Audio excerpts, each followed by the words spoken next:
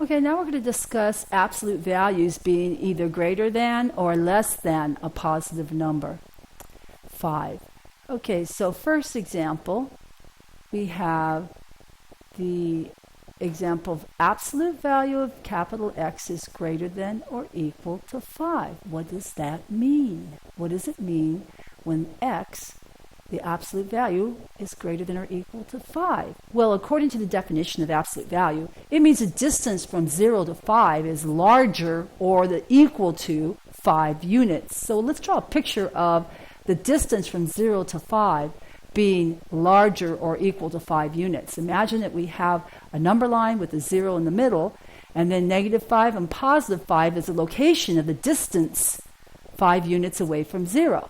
So we are going to have the distance be all the x values whose distance is larger or equal to 5 units are all the values of x that I have shaded here. Nothing in the middle, because if I have any x values in the middle, those dudes are too close to 0. We need them to be greater than 5 units away.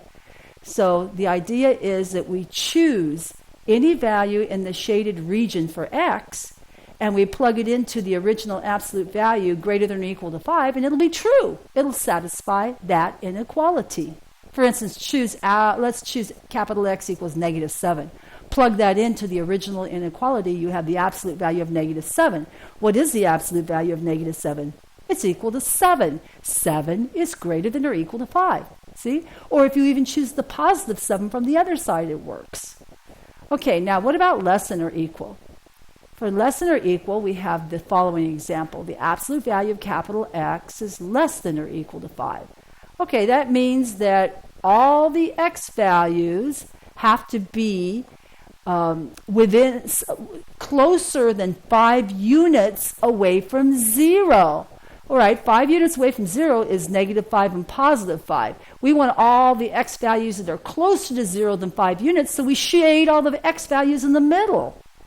See, now you can check to make sure that's a good solution in the shading, because if you choose any value in the shaded region for x and plug it into the original inequality, you're going to get it satisfied. For instance, let's choose, let's say -3. -3 lives in there.